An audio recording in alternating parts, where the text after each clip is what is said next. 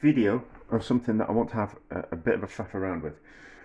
So with the catering, we're always on a budget, and it's food for as little as possible most of the time, which tests me to say the least. But I quite enjoy the challenge. If I can keep the costs down and do something that's tasty and everybody's happy with, and certainly within the budget, it's a good thing. And I think it's a bit of a lost art in the kitchens these days. I think people want to buy the best quality things and let them kind of like let the ingredients kind of sing. That's kind of what they say.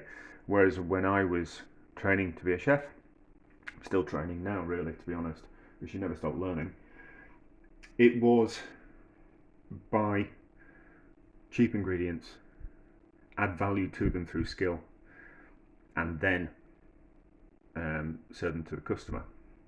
Whereas these days they kind of want to cut out that middle part and just kind of not cut out. That's a terrible thing to say, because that makes out that kind of chefs aren't as talented. That they are more talented than they were in the past. We just had less to work with quality of ingredients wise, so we had to kind of work a little bit harder, which has certainly played into the type of catering that I do now. So I was watching TV and I saw Nadia Hussein. I'm not really, I don't watch her stuff, but she was on Saturday Kitchen, and I kind of thought what she did was kind of quite interesting. And she made a ice cream and kind of put things through it and then on top of it. And I kind of thought, that's kind of quite interesting. I'm not going to make the ice cream. I'm going to use some cheap ice cream, and we're going to cut that into an interesting shape. So it's going to be a bit like a terrine, and then we're going to put some things in the centre of it. And so I kind of thought then, because there's nothing wrong with that flavoured ice cream. Yeah, so there's nothing wrong with that. And as ice creams go, we can be snobby about wanting Haagen-Dazs and buying the best quality ice cream possible, but for a cheap ice cream, it's all right as that. So I've got some almonds. I think, let's have a look at them. All right, but I think we'll smash them up, and then I think we'll roast them in the oven to give them a bit of flavour. And then we've got some cherries, which have been in the back of the cupboard for a while.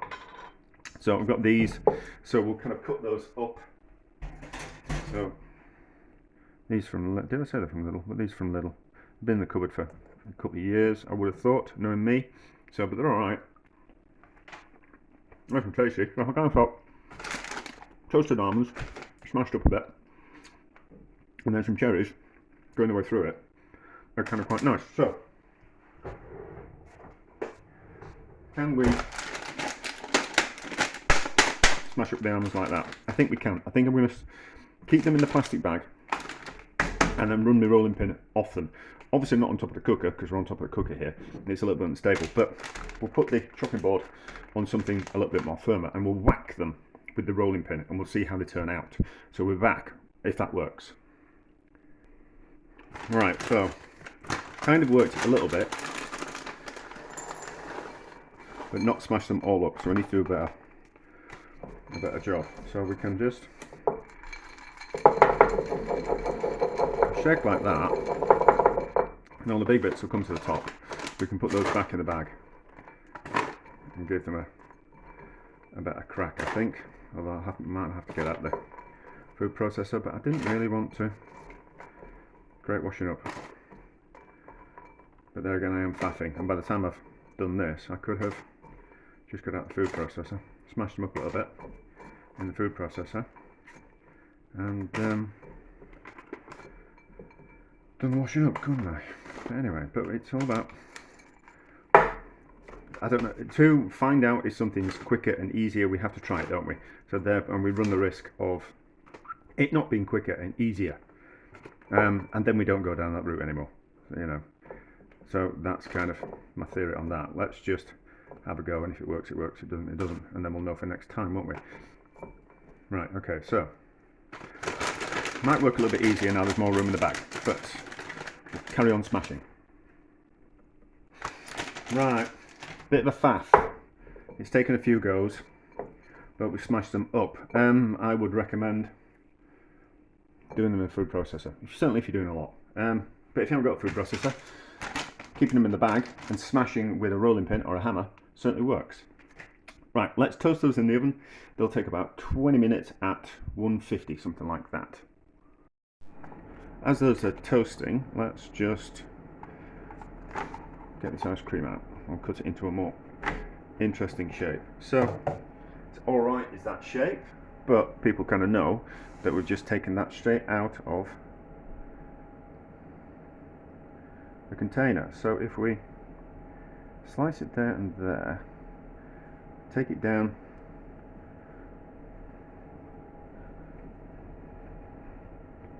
at an angle like that, save that, because there's nothing wrong with that ice cream. That can be a kiddie's portion at Christmas. Do the same on this one, like that. And then we have, neaten that up a little bit. Then you will see we have like a Terrine shape, don't we? So then let's slice that in half. Like that.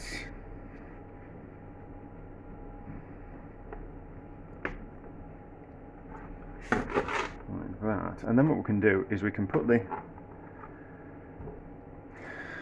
let it just soften slightly, and then we can put the nuts and the cherries there, and then put that bit back on top like that. And then when we serve it, we'll sprinkle a few more things on top, and I think that will work pretty well. So wait for these almonds to be ready, chop up some cherries, and we shall be back. And smash them. No, because I want them toasted on the inside, didn't I? Yeah, so chop these cherries up slightly, so a little bit smaller. Then I think cherries first.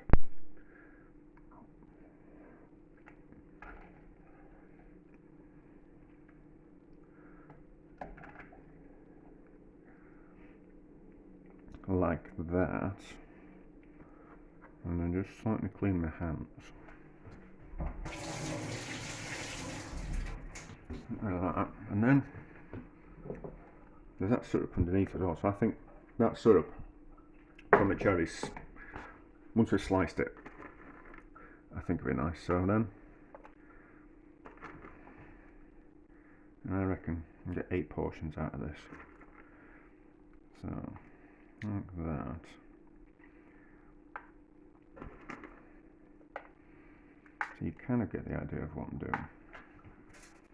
And then that on top, and squish down with my hands, obviously.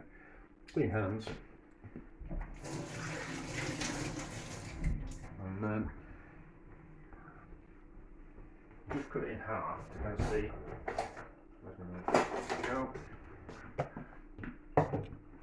Cut it in half, and then we'll see what it looks like. But I might need to pack it a bit more. But I'm just playing around at the moment. Now it needs more in. It needs more in than that, but you kind of get the idea, and I think that works as a cheap pudding, and turns something that's a cheap ice cream into something a little bit more special. And then what we can do is do that. I'll put some more in. We'll take a picture later, but then what we can do is we can just put that lid back on like that, and then that protects it. So I reckon